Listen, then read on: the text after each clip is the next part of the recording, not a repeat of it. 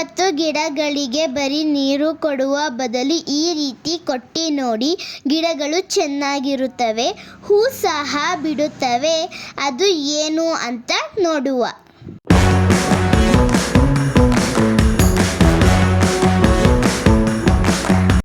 Hello, welcome back to my channel. ಬನ್ನಿ ತಡ ಮಾಡದೆ ವಿಡಿಯೋ ಶುರು ಮಾಡೋಣ.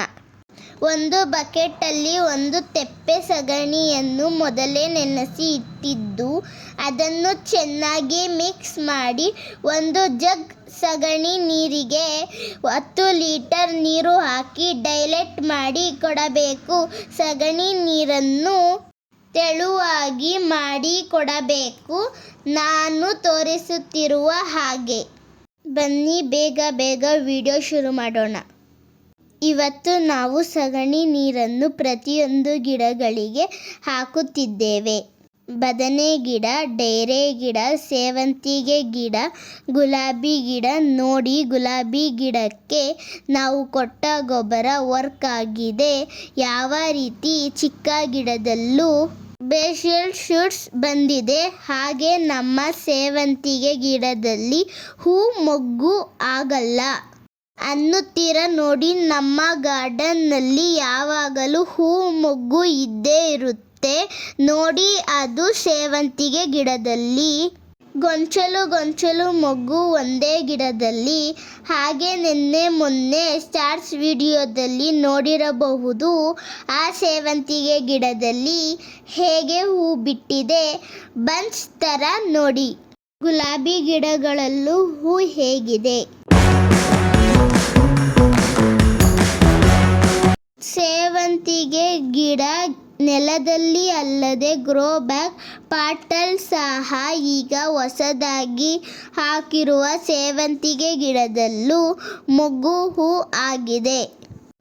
ಪಕ್ಕದಲ್ಲಿ ಚಿಕ್ಕ ಏರು ಸಹ ಹೇಗೆ ಬರುತ್ತಿದೆ ನೋಡಿ.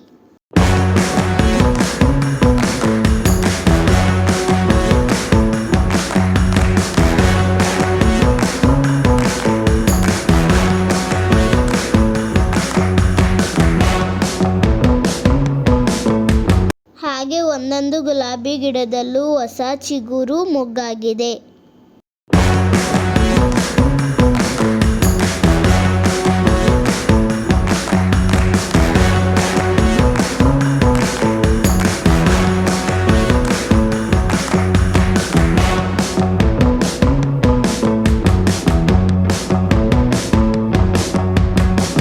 ನಮ್ಮ ಮನೆ ಪಕ್ಕದಲ್ಲಿರುವ ಹಳೆ ಸೇವಂತಿಗೆ ಗಿಡಗಳಿಗೂ ಈ ಸಗಣಿ ನೀರನ್ನು ಹಾಕುತ್ತಿದ್ದೇವೆ. ನೋಡಿ, ಗಿಡಗಳು ಬರಲ್ಲ ಅನ್ನುತ್ತೀರಾ? ಹಳೆ ಗಿಡಗಳು ನಮ್ಮ ಅಮ್ಮ ಯಾವ ರೀತಿ ಇಟ್ಟುಕೊಂಡಿದ್ದಾರೆ. ಹಾಗೆ ಕೆಂಪು ಕಾಕ್ಟದಲ್ಲೂ ಚಿಗುರು ಹೂ ಆಗಿದೆ. ಹಾಗೆ ಜೀನಿಯಾ ಕೂಡ ಒಂದು ಸಾಲು ಹಾಕಿದ್ದಾರೆ, ಅದರಲ್ಲಿ ಮೊಗ್ಗು ಶುರುವಾಗಿದೆ. ನೋಡಿ, ಪ್ರತಿಯೊಂದು ಗಿಡಕ್ಕೂ ಸಹ ಹಾಕುತ್ತಿದ್ದಾರೆ. ಯಾವ ರೀತಿ ಗಿಡಗಳು ಕುಚ್ಚು ಥರ ಬಂದಿವೆ. ಪಕ್ಕದಲ್ಲಿ ಸಸಿಗಳು ಎಷ್ಟೊಂದು ಇವೆ.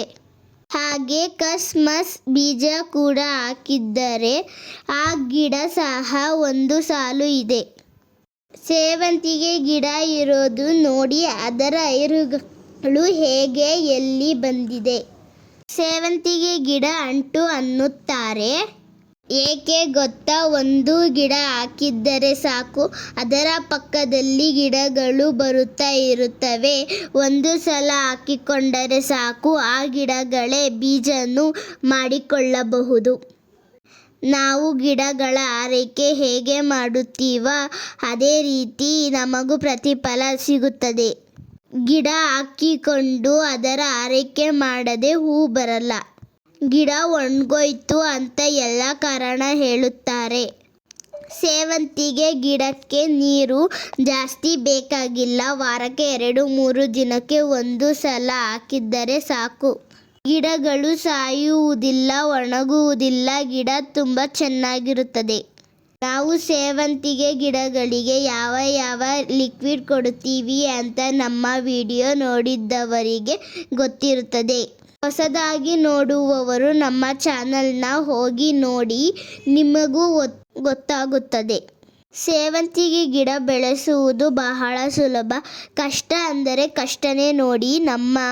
ನಮ್ಮಮ್ಮ ಹಾಕಿರುವ ಹಾಗಲಕಾಯಿ ಗಿಡ ಎಷ್ಟೊಂದು ಬಳ್ಳಿ ಹಬ್ಬಿದೆ, ಈಚು ಆಗಿದೆ. ಈ ವಿಡಿಯೋ ನಿಮಗೆ ಇಷ್ಟ ಆಗಿದೆ ಅಂದುಕೊಂಡಿದ್ದೇನೆ.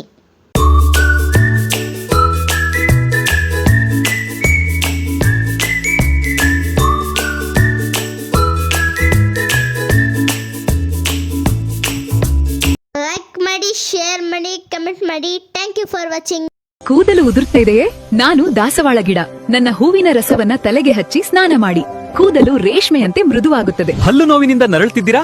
ನಾನು ಸೀಬೆ ಗಿಡ. ನನ್ನ ಎಲೆಯನ್ನ ನೀರಿನಲ್ಲಿ ಕುದಿಸಿ ಬಾಯಿ ಮುಕ್ಕಳಿಸಿ ಹಲ್ಲು ಮತ್ತು ಒಸಡು ನೋವು ತಕ್ಷಣ ಮಾಯವಾಗುತ್ತೆ. ಊಟದ ನಂತರ ಹೊಟ್ಟೆ ಭಾರವೇ? ನಾನು ವೀಳ್ಯದೆಲೆ. ಊಟದ ನಂತರ ನನ್ನನ್ನು ಅಡಿಕೆಯೊಂದಿಗೆ ತಿನ್ನಿ. ಜೀರ್ಣಕ್ರಿಯೆ ಸುಲಭವಾಗಿ ಹಗುರ ಎನಿಸುತ್ತದೆ. ಚರ್ಮದಲ್ಲಿ ತುರಿಕೆ ಇದೆಯೇ? ನಾನು ಬೇವಿನ ಗಿಡ. ನನ್ನ ಎಲೆಯನ್ನ ಬಿಸಿ ನೀರಿನಲ್ಲಿ ಹಾಕಿ ಸ್ನಾನ ಮಾಡಿ ಚರ್ಮದ ಎಲ್ಲಾ ಸಮಸ್ಯೆಗಳು ಮಾಯವಾಗ್ತವೆ. ಚಿಕ್ಕ ವಯಸ್ಸಲ್ಲೇ ಬಿಳಿ ಕೂದಲೇ? ನಾನು ಕರಿಬೇವು. ನನ್ನನ್ನು ಕೊಬ್ಬರಿ ಎಣ್ಣೆಯಲ್ಲಿ ಕುದಿಸಿ ತಲೆಗೆ ಹಚ್ಚಿ ಕೂದಲು ಕಪ್ಪಾಗಿ ಮತ್ತು ದಟ್ಟವಾಗಿ ಬೆಳೆಯುತ್ತದೆ. ಬಾಯ್. ನೆಕ್ಸ್ಟ್ ವಿಡಿಯೋದಲ್ಲಿ ಸಿಗೋಣ. ಹೀಗೆ ಸಪೋರ್ಟ್ ಮಾಡ್ತಾ ಇರಿ.